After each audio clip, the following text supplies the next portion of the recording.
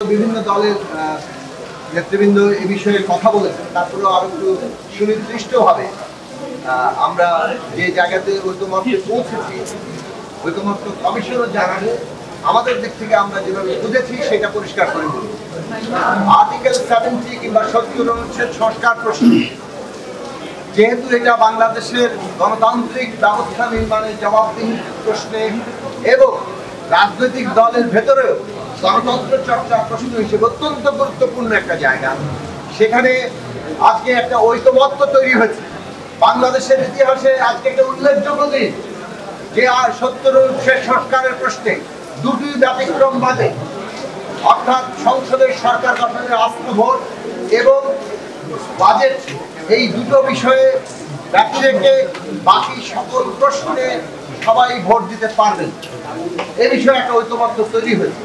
তবে আরো বেশ কয়েকটি দলের প্রস্তাব ছিল যে সংবিধান সংস্কার, সংবিধান সংশোধন প্রসঙ্গ, অর্থাৎ ইস্তেহারে সংবিধান সংশোধনের প্রশ্ন যদি উল্লেখ থাকে সেই প্রশ্নে এবং জাতীয় নিরাপত্তার ক্ষেত্রে বিশেষত যুদ্ধ পরিস্থিতিতে এই দুটো অপশনে যুক্ত করা। সিদ্ধান্ত যেটা হয়েছে যে ন্যূনতম জাতীয় ঐক্যমত্য হয়েছে এই দুই প্রশ্ন বাকি রেখে থাকে। এখানে ডিসেন্ট ভয়েস কিংবা ভিন্নমত হিসেবে অ্যাপেন্ডিক্স হিসেবে জাতীয় সনদে ওই দুটো পয়েন্টও লেখা থাকে। তার মধ্যে অ্যাপেন্ডিক্সে পরিশিষ্টে কিছু কিছু ভিন্নমত, যেসব প্রশ্নে ঐকমত্য হওয়া সত্ত্বেও ভিন্নমত আছে সেগুলো থাকবে, কিন্তু সেগুলো নির্দিষ্ট থাকবে, এমন নয় যেন যে কোনো বিষয়ে সেখানে যুক্ত করা যায়। এই যে একটা ঐকমত্য, এটা একটা গুরুত্বপূর্ণ অগ্রগতি যে আমরা ন্যূনতম অনেকগুলো বিষয়ে ঐকমত্য হচ্ছি এবং এই ঐকমত্যর ভিত্তিতে আমরা আবার কোনো ডিসেন্ট ভয়েস থাকলেও সেটাও জাতীয় সনদে যুক্ত থাকবে, যাতে করে জনগণের কাছে তারা এই প্রশ্নগুলো তাদের মতামত নিয়ে যেতে পারে।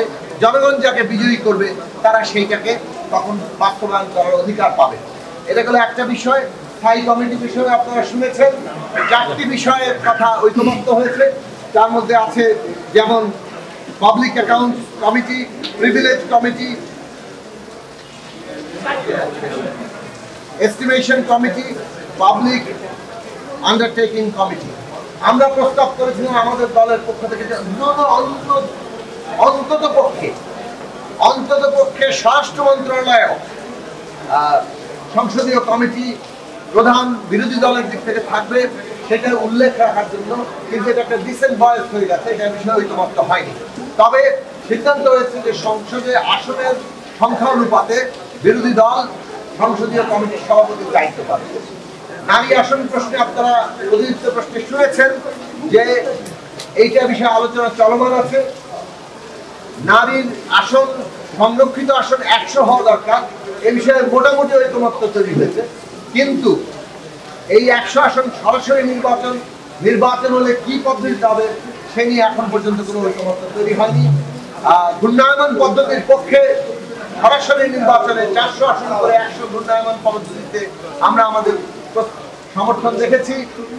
এর বাইরেও যদি ঐকমত্য না হয় তাহলে কোন ধরনের প্রক্রিয়ার মধ্য দিয়ে আমরা এই লক্ষ্য অর্জন করব সেটা নিয়ে আলোচনা চলছে, আমরাও ভাবছি, এবং এই নিয়ে রাজনৈতিক দলের মধ্যে আরো আলাপ আলোচনা হবে। এখন আপনাদের যে প্রশ্ন সেই প্রশ্নে আসেন।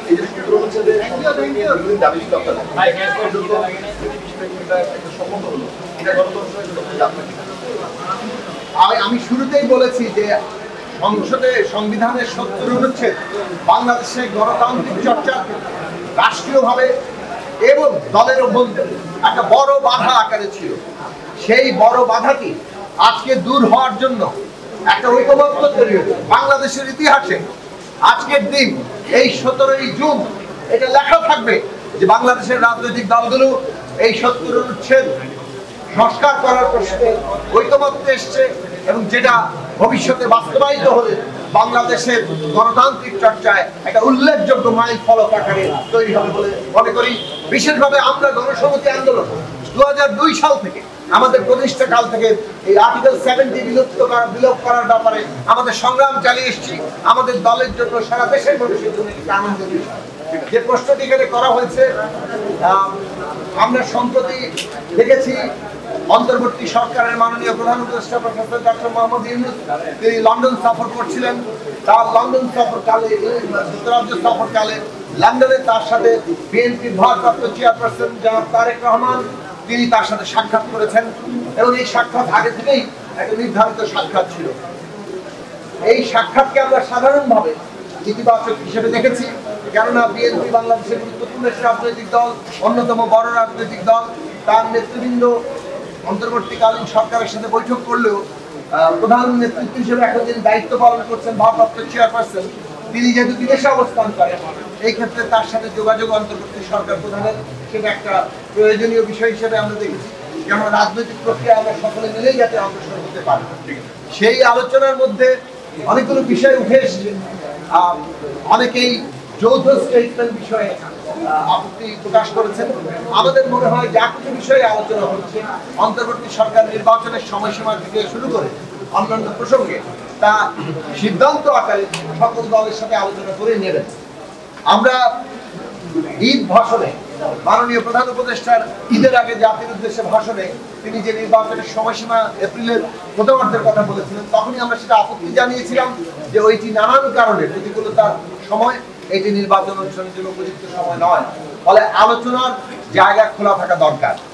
মাননীয় প্রধান উপদেষ্টা লন্ডনে ইঙ্গিত দিয়েছেন যদি সংস্কার এবং বিচার কার্য উল্লেখযোগ্য অগ্রগতি হয় তাহলে রোজার আগেই নির্বাচন সম্ভব। আমরা মনে করি যে সকল রাজনৈতিক দলের সাথে আলাপ আলোচনা করে মাননীয় প্রধান উপদেষ্টার পক্ষ থেকে এই ধরনের একটা সিদ্ধান্তগুলোর জায়গাতে সবার সাথে আলাপ আলোচনা করে সিদ্ধান্ত নেওয়া দরকার। থ্যাংক ইউ ভাই। আর